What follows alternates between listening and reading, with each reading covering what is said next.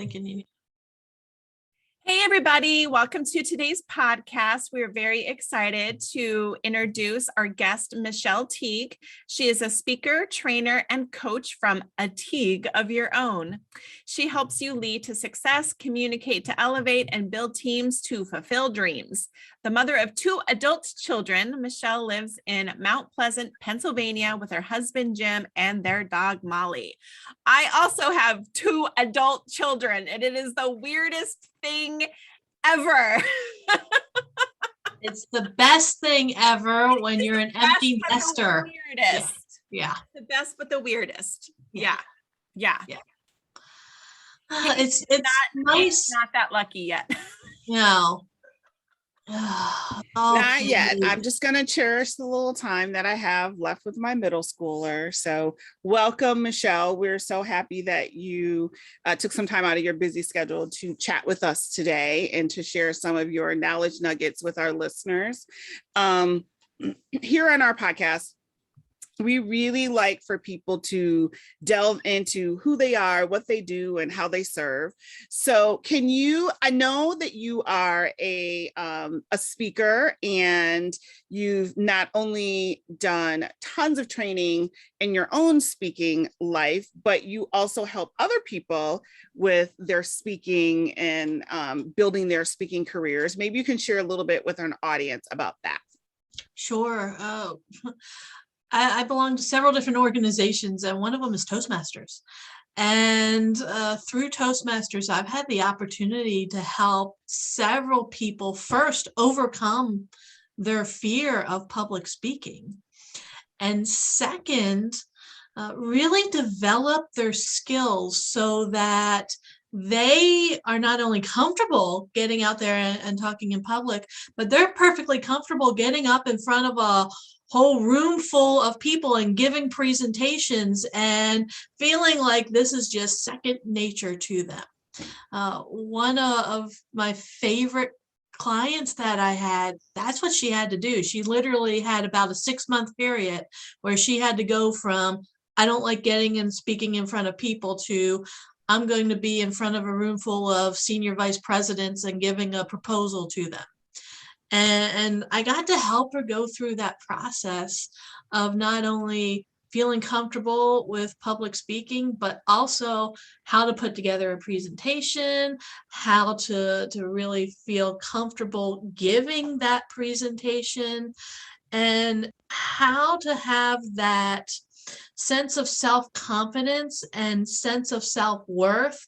So not only are you up there on the stage and you feel like you're supposed to be there, but you own that moment and you just feel fabulous. Yeah.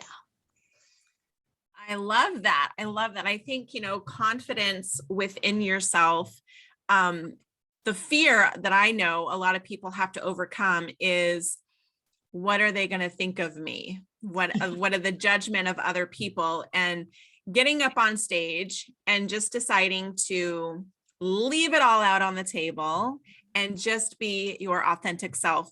The other day, a friend of our show, Fidel Ford, a lot of our listeners love and know Fidel, but he made a really interesting post the other day that I was like, oh my goodness. So he was speaking in front of a group of people that he never met before, and he wondered, should I put on my skates? I really want to put on my skates, but I'm scared of what these people are going to think, or they're going to think I'm too much, right? And he decided to put on his skates and just show up as his authentic self. And I commented, I said, had you not done that, you would be doing your audience a disservice. Mm-hmm. Instead of worrying about what other people are going to think of you, now what you've done is you have put yourself in this place of authenticity, which gives them permission to show up as their authentic self. And they get to see your energy, your vulnerability, all of the things. And now they are better for it. They are better because you showed up as your authentic self instead of worrying about what they were going to think about you, because who the hell cares? Now you're memorable. They're never going to forget the dude who roller skated in the audience. They're never going to forget that. Does anyone else do that? No. No. And the other thing is, you would be a fraud. You would Right. literally be perpetrating a fraud in front of Yeah. these people if you didn't show up who you are. Yeah. Absolutely. And I know Paige has spoken on many stages before. How Yes, how I has have. did you ever have to overcome any fears of speaking in public? No, No. no, I was the little girl. Thank you for asking though. I was the little girl that all the report cards said it'd be great if she wasn't talking so much in class. But that's okay because that's something I have in common with Oprah. She also had that on her report cards. So yeah, I was gonna say. So it's all right. I'll take it. I Yeah. think the thing is when it comes to like really speaking in front of people, or even speaking as now we've all done since the panorama, had to speak on camera, like from your home, on video, through the internet, is really one of the tricks that I always say to use to my clients is speak as if you're talking to your best friend or Yeah. you're talking to that ideal person, like just one person. Like, what do you want them to know that's going to solve their problem? And I Mhm. think that that helps it a lot. So speaking to one person. Also, I think storytelling is a huge component of being a engaging and, you know, popular public speaker, is interweaving stories that have happened to you or someone else that make your topic or your talking point more relatable to the audience. I think those are the two key things I would say when it comes to speaking. Yeah, absolutely. My very first speaking in front of public was in high school, and I had to I was the president of our DECA club. Mm. Of course I was. Um We're not, this Elaine is our not safe volunteer space. for something. Come on. But I got to lead the fashion show at school, and I had to get up on stage and speak in front of everybody. And that's where I learned to use humor as a way to overcome my intense nervousness. Was if I can just get them to laugh at me, not necessarily, I don't care if they're laughing with me, but just laugh at me is fine, because then it just kind of like broke that tension. So Michelle, do you have any tips around how to break the tension that you might be feeling, like besides using humor? Is there any other things that you would say someone could use to kind of help themselves just feel a little more comfortable up there, besides not wanting to throw up on stage? I mean, you know. First and foremost, wear something comfortable. This is not Yeah. the day to pull out those brand new pair of 4-inch high heels, ladies, and think, yeah, I'm gonna rock it with these shoes. No, today's not that day. Wear something comfortable, because that is one less thing you have to worry about.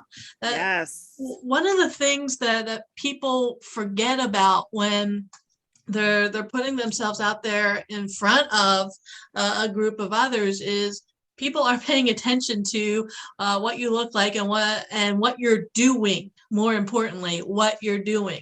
So if you're fidgeting with your skirt, or you're fidgeting with, you know, all the beads and the bangles and everything else, and the jacket or the pants, they're gonna see that. And they're going to know that you're uncomfortable. Mm-hmm. If you're out there and you're wearing something very comfortable that, you know, you wear just on a regular basis to begin with, that's one less thing that you are thinking about. And you're going to come across as being a comfortable person up there on stage, even though inside you may be telling yourself, ooh, I'm not so sure about this. You're comfortable. Yeah. And that's half the battle right there. Yes. Is physically feeling comfortable. Yes. So let's talk about that a little bit. So Sure. Elaine knows that I have very, very strong opinions when it comes to visual presentation and all the things. Like one of my big thing when it comes to people speaking publicly is making sure that you dress that's very consistent with your brand, right? And that your brand consistency comes across. So if you love jeans and your style is to have on jeans and a great twin set or whatever the case may be, then definitely wear that.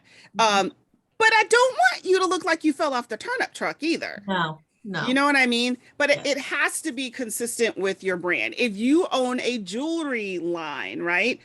I expect to see some of your jewelry on you.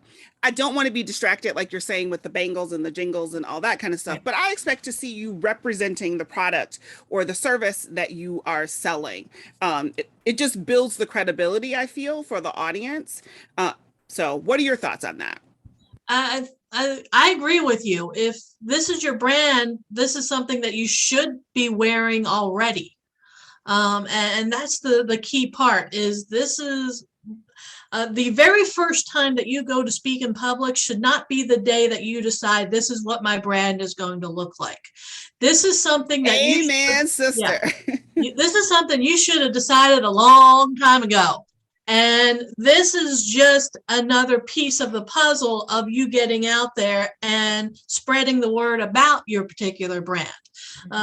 That particular day that you decide to speak in front of a brand new group of people should not be the exact same day that you are launching that brand new look for yourself. This is something that should have already be established so that way you are comfortable with. And like you said, Paige, this is not the day to decide, oh, I overslept. I'm just going to pull my hair back into a ponytail and throw on a pair of sweatpants and show up. No, you still have to look professional. And to Elaine's thought earlier, you also need to be authentic. If every single Facebook Live you've ever done, if every single post you've ever shown, if every single image of you out there is one of wearing, the jacket and the heels and the jewelry, then that's what you still need to show up and look like. But if all those images are indeed of you in a pair of jeans with a jean jacket on and a pair of boots, then that's how you show up. You need to make sure that there's a sense of congruency with the image that you already have out there and what you look like when you appear on stage. Yeah, absolutely. Because that is like one of my biggest pet peeves. We all kind of like love the word authentic, but we also hate it because it's been overused so much. But I love it when people say to me, like one of the biggest compliments they can say to me is, oh my gosh, you're exactly how you are online. Yes. Yes. Because that is me, right? It shouldn't Yeah. be where you meet someone and you're like, oh my God, you're so much more engaging in person than you are online. Like they're a dud online and then they're super engaged. You know what I mean?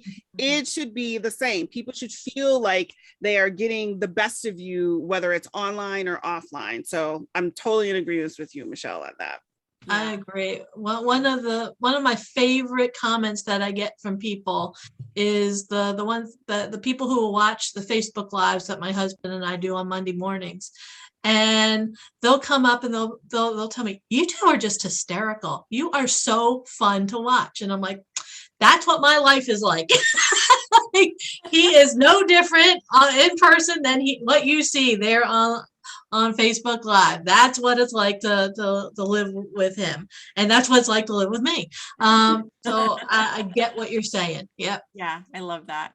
When I attended the online PDP meeting last night, and it was so funny because, my new book just came out and I was telling everybody, if you don't like profanity, don't click the link, right? And it was funny because Mindy and Doris Birch were both like, we don't expect anything less. Right.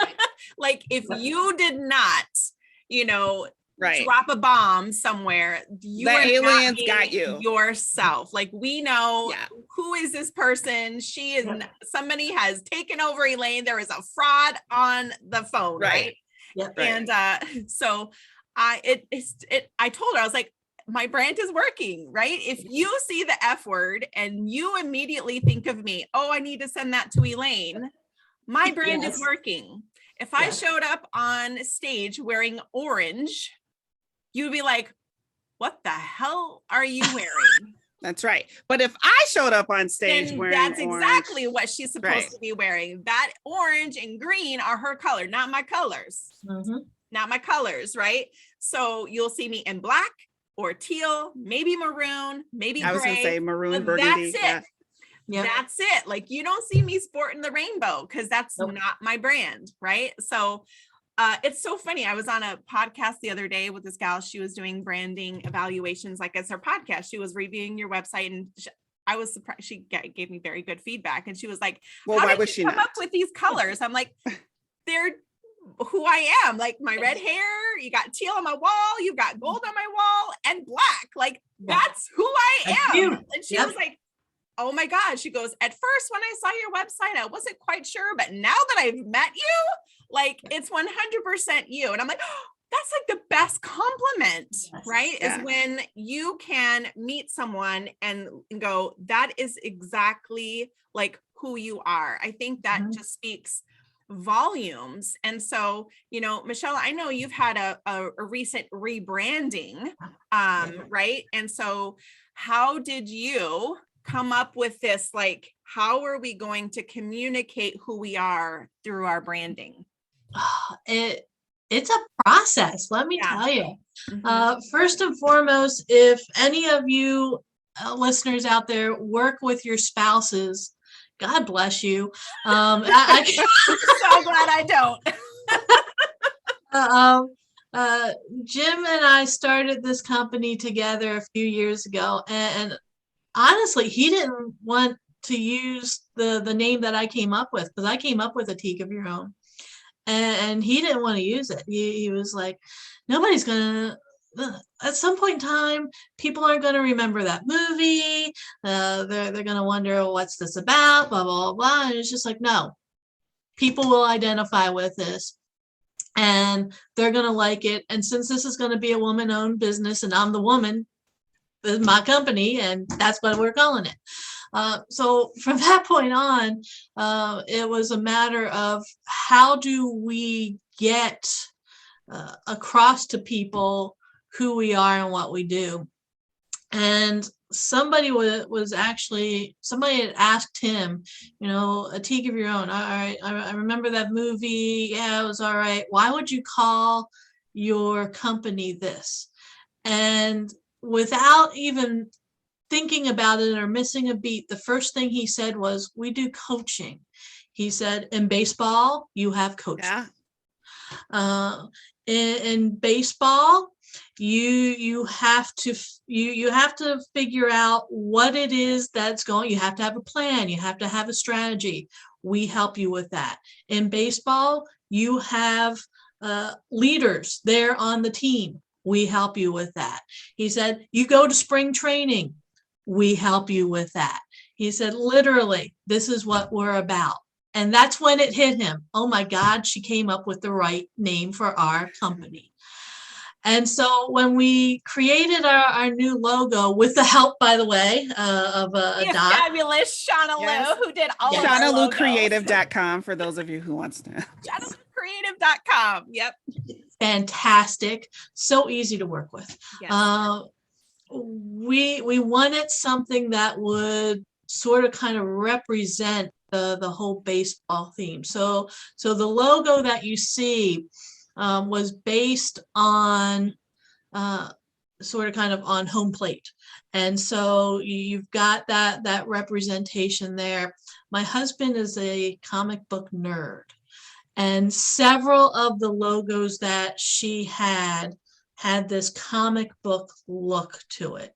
And the Teague that you see in there was one that she did where, I mean, it was just front and center. That's literally all you saw was the Teague part. And it was similar to what you see on the logo now. And all I could think of was, Superman pulling his shirt open and just the Teague across there as the Superman look. And I was just like, I think it's a little much. So she toned it down for us, and that's what we incorporated into here. So he's got his, because one of the things we wanted to come across was that this is a strong company, somebody that you can count on, somebody that you can go to for coaching, somebody you can go to for training, that will help you, and you'll be able to get the results that you want. Mhm. And I think she did a really good job of putting that into the logo the way that she did. And so that's what we came up with, and it was a labor of love. It's a definite process. You need to know what it is that you want people to get out of this before you go into it, so that way when you see it, you'll know that's the right one. Yeah, it really does need to represent what your brand is about and how you serve others, right? Yes. A lot of people just think it's about the colors or the shape. I mean, it really needs to be what your business is, right? You are a speaking, coaching, training company. And I think that connection point with the movie, for those of us who remember the movie, is very, very critical, because those of us who remember the movie are probably in your target market, right? Yeah. To purchase your services. So I think that is great. So one of the things that we do here is we each have a motto that we live by. So my motto stays the same.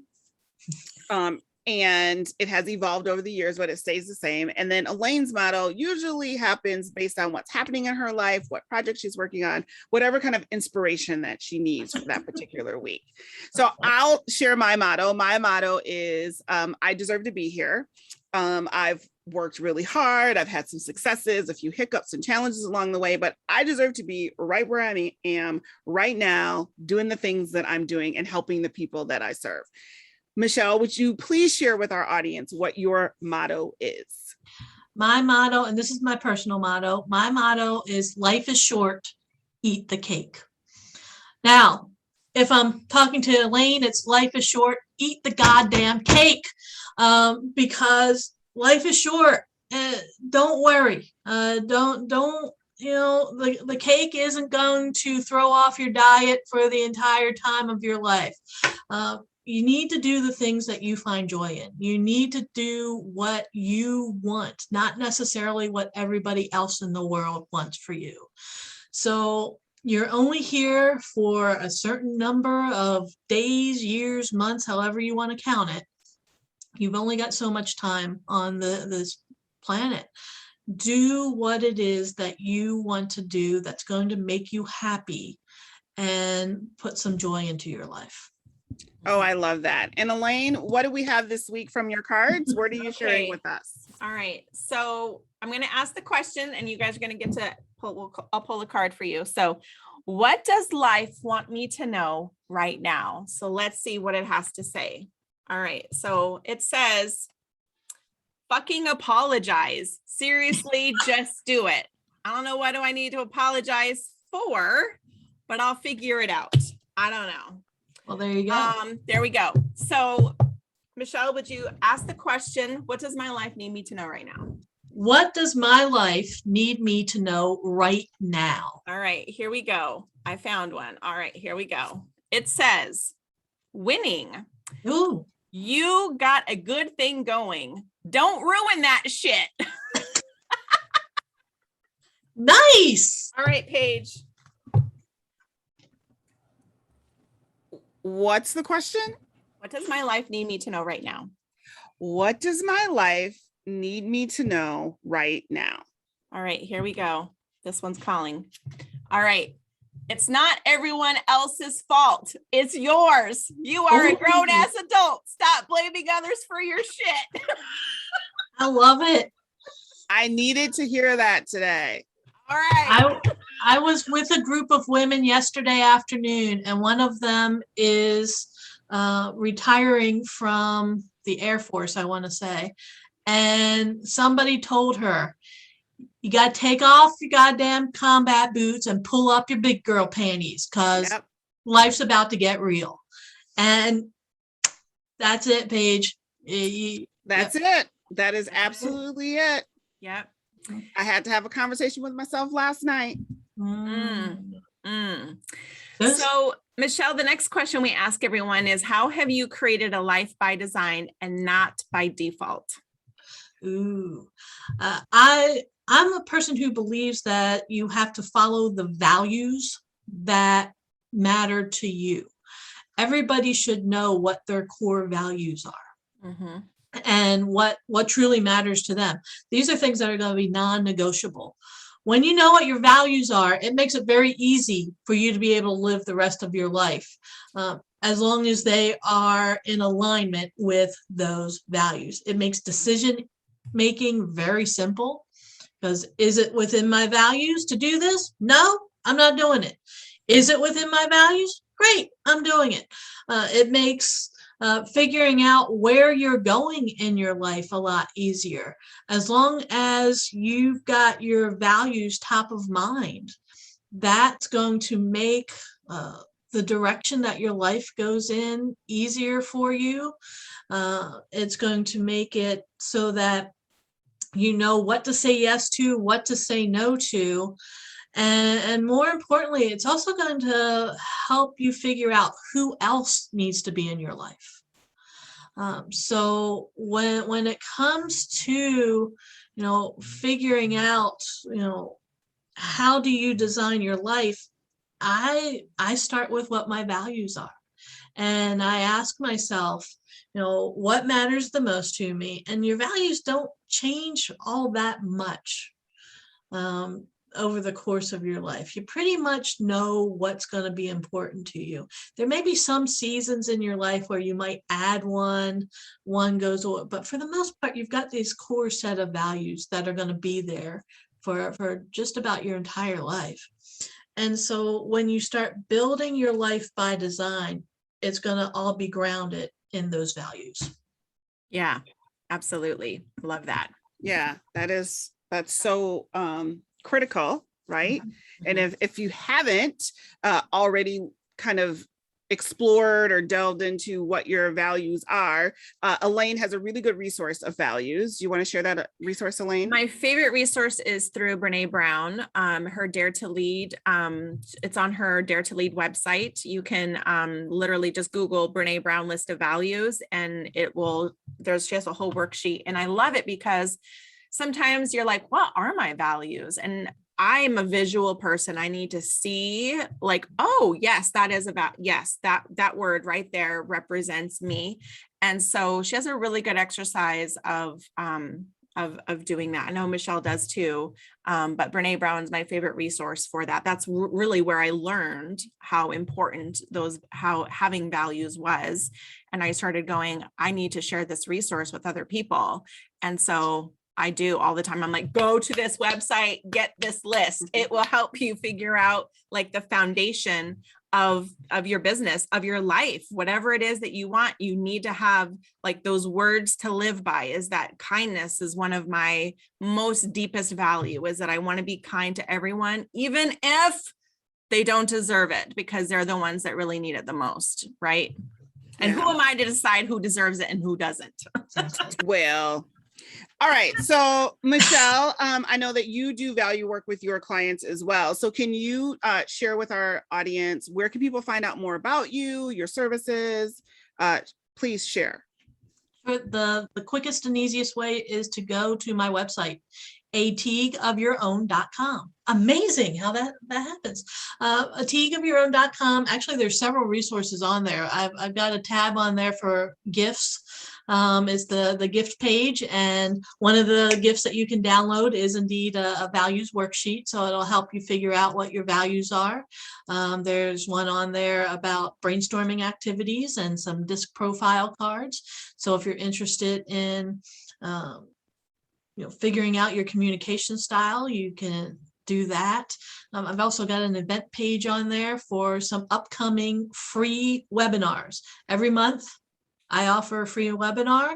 They're usually close to the end of the month. It's always going to be on a Monday at 12:15 Eastern Time PM.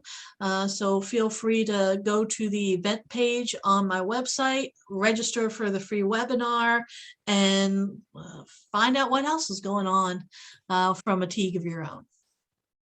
Awesome. Well, it was lovely to have you on the podcast today, and talking about speaking, I think is, it's not really a topic we've explored yet with a guest yet. So it was kind of fun to go there and talk more about that. So thank you so much for your coming and hanging out with us today. Sure. Thank you so much for inviting me on the show. It's been so much fun hanging out with you two today. Yay, we're Thank fun. you. Yeah, we are. You Thank are. you. Take care, everyone.